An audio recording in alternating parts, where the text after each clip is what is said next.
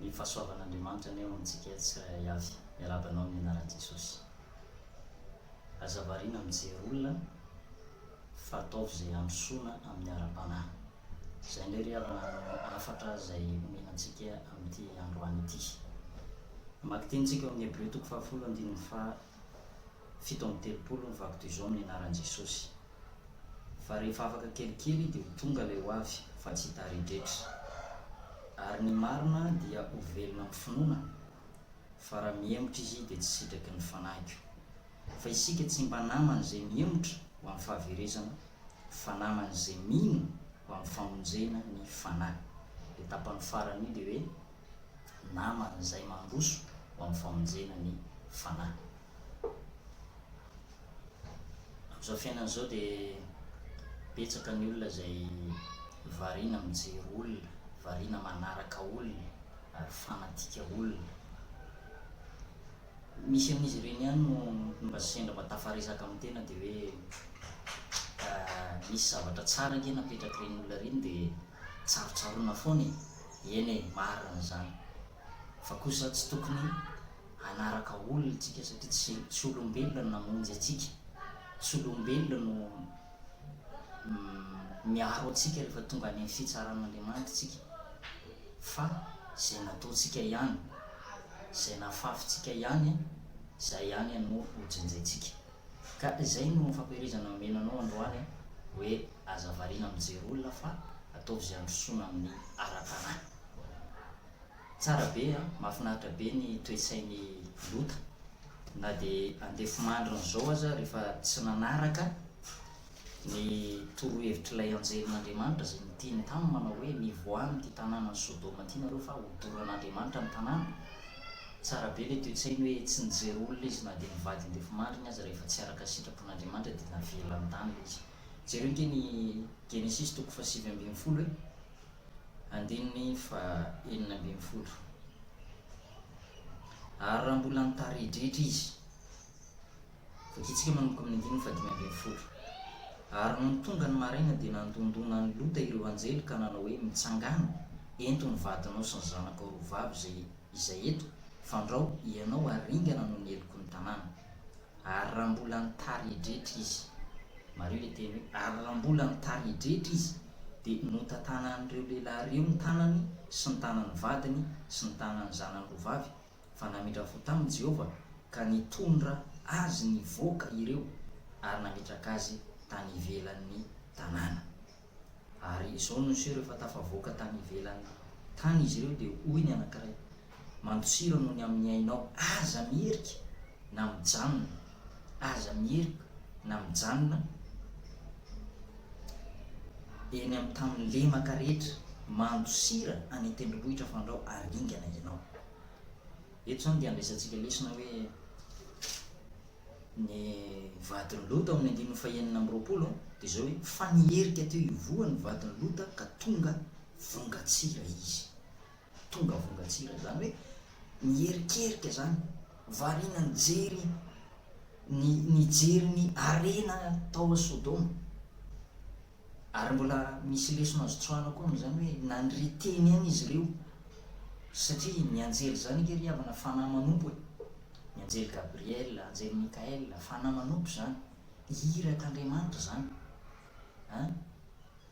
Fa tsy ninondro zareo ny tenin'ilay anjely, tsy ninondro zareo ny tenin'ilay irak'Andriamanitra dia ny anjely. Lazaiko hoe zareo satria ny vonantolany Lota koa dia efa nambara tamin'izany fotoana izany ao amin'ny Genesis 7:20 dia ny andininy 4:20 dia izao mivaky ny teny hoe dia nivoaka Lota ary niteny tamin'ny vonantolany izay efa nanambady ny zanany vavy ka nanao hoe miainga mivoa amin'ity toerana ity fa ho ravahan'i Jehovah ity tanàna ity, fa nataony vonantolany ho tahaka ny nanao vazivazy izy. Izay ilay teny amiko teo hoe ry zareo tsy nankatoa ny tenin'Andriamanitra, vadiny Lota sy ny vonantolany. Mety betsaka koa ao tokantrano ao sasany tena hoe mivavaka, tena mino an'Andriamanitra, tena mino an' Jesosy, tena mino izay voalaza amin'ny soratra masina, fa ny sasany kosa dia tsy mino, tahaka ny vadiny Lota sy vonantolany Lota. Vokatr' izay rehefa mijery ny mponina tao Sodoma izy hoe tsy marina zany Andriamanitra ve dia andatsakafo avy any an-danitra, vazivazy zany, rirariry zany, angano zany. Dia toriana koa amin'izao fotoana izao tahaka ny tamin'izany fotoana zany satria Jesosy niteny hoe tahaka ny voan'ny Lota avy tao Sodoma ozy izy no aniratsy rahan'ity taranaka ity ny filazantsara tahaka ny nidiran'ny Noa tao amin'ny sambo fiara. Ny olona tamin'izany fotoana zany dia naniratsira ny filazantsara, nitory teny tamin'izy ireo Noa fa tsy miaino izy ireo. Dia tahaka izany koa zany amin'izao fotoana izao misy ry olona zay manaraka ny torohevitry ny hafa, everiny fa tsara, everiny fa mety, nefa lalana mitondra azy ho any amin'ny fahaverezana.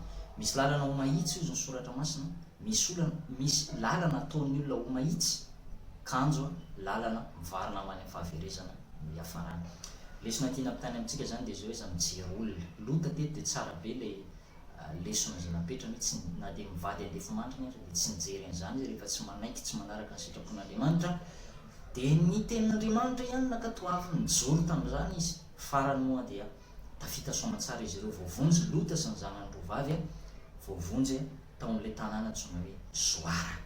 Le hoe Zoara io amin'ny teny Hebreo dia hoe famonjena, famonjena dia nadikany hoe tanànan'ny famonjena. Voavonjy Lota sy ny zanany roavavy. Ianao koa raha ohatra ka hoe teo voavonjy, torohevitra omeko anao ankatoavy ny tenin'Andriamanitra, ataovy izay androsoanao miara-panahy. Inoy ny tenin'Andriamanitra, raha tianao tafiditra any fiainana mandrakizay, inoy ny tenin'Andriamanitra, ataovy izay androsoanao miara-panahy, ataovy izay anananao fifandraisana amin'Andriamanitra bebe kokoa. Tsy mahay manana inona na inona tsika ho Jesosy raha misaraka aminy. Ataovy zany izay anananao fifandraisana amin'Andriamanitra misimisy kokoa. Izay nge ny zavatra tokony atao amin'izao vanin'andro misy tsika zao, tsy tokony ho variana anaraka olona, ho fanatika olona, tsy tokony ho variana iandany amin'ny atsy, iandany amin'ny aroa, tsy tokony ho variana, tsy tokony ho variana tsika hitsikera olona sy hanaratsy olona. Fa zao tokony ataontsika dia mandroso tsara foana miara-panahy, izay ananantsika fifandraisana amin'ny tompo, izay ny tokony atao. Amin'izao toko 5:10 andininy fafito zao mivady ny teny: raha tsy miray amiko, raha misy tsy miray amiko dia arina ny ivelany tahaka ny sampana izy ka malazo, ary angonina izy ka tsy eo anaty afo dia ho may. Raha miray amiko ianareo ka mitoetra ao anatinareo ny teniko, dia angatao izay tianareo na inona fa ho tonga aminareo izany. Izany no ankalazana ny raiko mba ho aza anareo bebe kokoa ka ho tonga mpianatro ianareo. Izay zany tena tanjona, tsy hoe ho tonga ho kristianina fotsiny mpanaradian'i Kristy, fa ho tonga mpianatra, disciple, olona discipliné, olona tandalana eo amin'ny fiarahamonina, olona mendrika, azo alay tahaka tsara ny fiainana zany olona zany. Zany ny zavatra ilaina ho an'ny mpanaradian'i Jesosy, mba tsy tenenan-dratsy ny voninahitr'Andriamanitra. Fa raha miandany amin'ny atsy, miandany amin'ny arotsika, raha manaraka olona tsika, io olona io mety andahoanao amin'ny fotoana tsy ampozonao, io olona io mety ilamina ihany izay ady any ambadimbadika any fa ianao taraiky. Ahoana kosa ny mombanao? Izay le hoe mila mijery an' Jesosy foana tsika. Jesosy foana jereny, aoriana ambony vatolampy foana ny fanoratenanao miary havana eo amin'ny fiainako. Za tsy mba manaraka olona, za tsy mba mijery olona zany hoe eny ny fianarana tsara apetraka le olona avy moa tsy ho jerena, tsy ho arahana. Fa kosa le hoe mentehitra be amin'iny olona iny tsy manao an'izany, satria ndray andro any mety andao ahy iny olona iny dia ho sahirana. Fa zao ny zavatra tokony atao, ny zavatra raisiko référence amin'ny fiainako dia mijery an' Jesosy foana. Jesosy ny namonjy ahy, izy ny mahalala ny lalana izay hitondrany ahy. Izay nge le hoe Jehovah Jireh, Andriamanitra ny mahalala, ny tompo ny mihevitra, izy ny mihevitra ny fiainanao, izy ny mihevitra ny amin'izay hohaninao, hosotroinao, hotafianao. Andriamanitra ny mihevitra, manoatra lavitra tsika hozy izy noho ny voromanidina eny amin'ny habakabaka, manoatra lavitra tsika noho ny amin'ny goaika, tsy mamafy reny na mamboly na mitona ny tsopotra, fa Andriamanitra ny mihevitra. Zany koa nefa tsy midika hoe raha mihevitra zany ve Andriamanitra, hoe ny eritreritra ao amin'izao fotoana izao mamaly an'izany toriteny zany, raha mihevitra anah ve Andriamanitra dia tokony tsy hiasa tsony ve tsy hoe tsy tokony hiasa fa misy zany le hoe ny fitahiany Jehova no mampanankarena ary tsy azon'ny fisasarana piny zany hoe na dia ezaka be azy ianao rehefa Andriamanitra no mitaha dia tsy voatery hoe no niezaka nataonao na tafanao na tafitanao fa Andriamanitra misy mihitsy zany zay le fanampian'Andriamanitra tsy takatra ny saina fiheveran'Andriamanitra indrindra fa ny fahasalamana, tombonandro, ny fiarovany ianao amin'ny ratsy rehetra amin'ny loza zany rehetrarehetra zany dia efa tafiditra ao anatin'ny fiheveran'Andriamanitra daholo zany. Ka ny tiako ambaranao ito mpamarana dia zao hoe ataovy zay androsoana tsara amin'ny ara-panahy ary indrindrandrindra raha tianao fantatra hoe momba avy Andriamanitra sa tsy momba dia zay le torohevitra meko anao zay mandroso ve ianao amin'ny ara-panahy, zanatohatra fafiry ianao zao amin'ny ara-panahy. Fa misy ry havana ny olona zay lazain'ny bokin'ny Hebreo ary tena mampisaintsaina mihitsy ty Hebreo toko fahaeniny ity, tsy manana ny fandrosoana ara-panahy fa mbola tavela eo amin'ny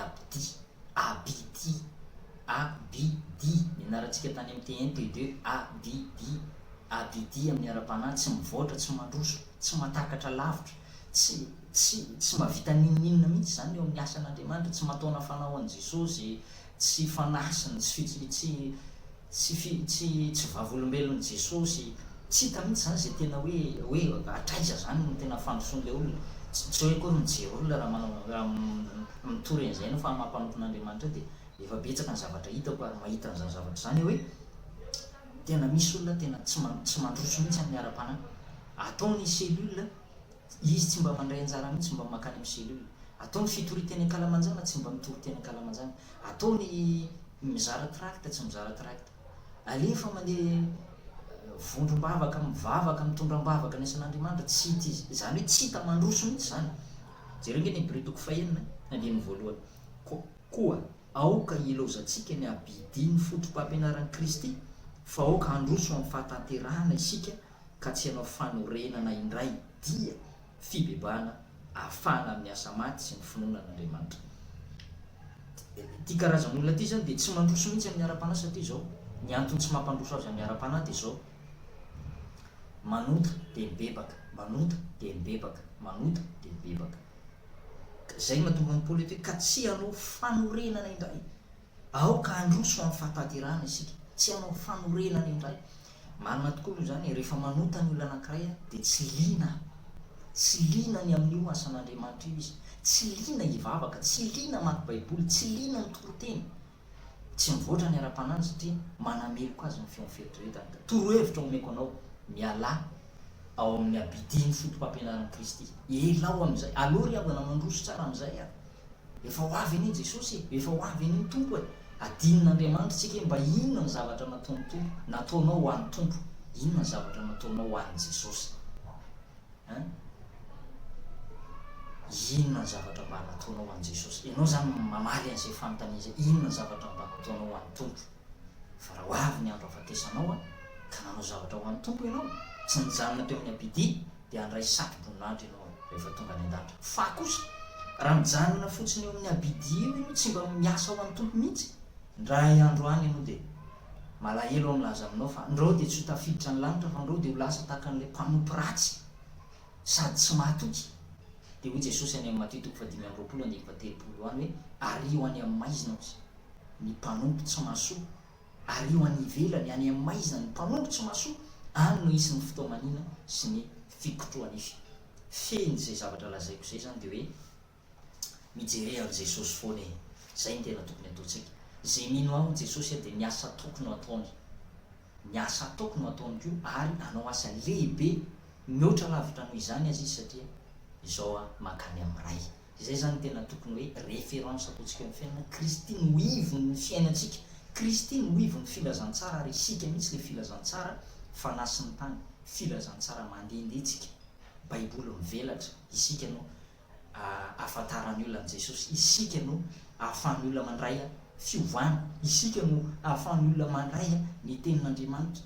Ka aokitsika zany hiezaka foana anao zay zavatra tokony, zay zavatra andeha amin'izay nandehanan'i Jesosy. Zay milaza fa mitoetra ho aminy dia tsy maintsy mandeha toy izay nandehanany koa, zany hoe raha manana an'i Jesosy marina zany ny kristianina anankiray tsy akilaza lara-piangonana io na iza fa za milaza ohatsy ny kristianina zay manonona ny anarany rehetra zay misoratena rehetra kristianina dia tsy maintsy mandeha zay tony nandehanan'i Jesosy, mijoro vavolombelona, mitory teny, manohana asan'Andriamanitra, mivavaka ho amin'ny mpanompon'Andriamanitra, mivavaka ho an'ny asan'Andriamanitra, miezaka mandroso tsara amin'ny ara-panahy, miezaka maneho fihavanana amin'ny olona rehetra, miezaka ihany koa manadio ny fitafiam-panahy tsy voaloteny mpandehanana. Zany rehetrarehetra zany dia toetran'i Jesosy zany. Manahafa ho Paoly tahaka ny anafako Kristy. Tsika zany tokony hanahaka an'i Jesosy, mijery an'i Jesosy. Ny Hébreux 12:12 dia hoe mijery an'i Jesosy Kristy tompo, ilay tompo sy mpanefa ny finoantsika. Jesosy ihany jerena ry havana, aza mijery olona, ataovy izay misono tsara ny ara-panahy. Ilay intimité anao amin'ny tompo zany, ilay fifandraisanao lalina amin'ny tompo, ilay vitesy ara-panahy, aza ena mihitsy. Ny devoly amin'izao fotoana izao mamindra vitesy ary tsy manitsaka frein mihitsy, tsy manitsaka frein mihitsy. Fa zasy ianao kosa mba manahoana eo anatrehan'ny fe-potoana na daty na ny andro omen'Andriamanitra antsika 70 taona na 80 taona zay hoe fe-potoana kely io zany raha ny tena marina. Io minimum ozy le olona anankiray zay, mba natratra minimum mba natratra 70 taona mankalaza anniversaire tsara be zany, matsiarotsiaro, tsara be zany mankalaza anniversaire. Kanefa kosa io minimum nomeny tompo anao io, inona avy ary no nataonao an'i Jesosy. Movy ianao manao zavatra dia mirery, movy ianao manao zavatra dia tsy maintsy tsofan'ny trompetra, sa kosa ianao isan'ilay olona tsara fanahy ka hoe manao zavatra dia ataoko ho an'ny tompo ty noho ny fitiavako an'i Jesosy no anaovako an'ity zavatra ty.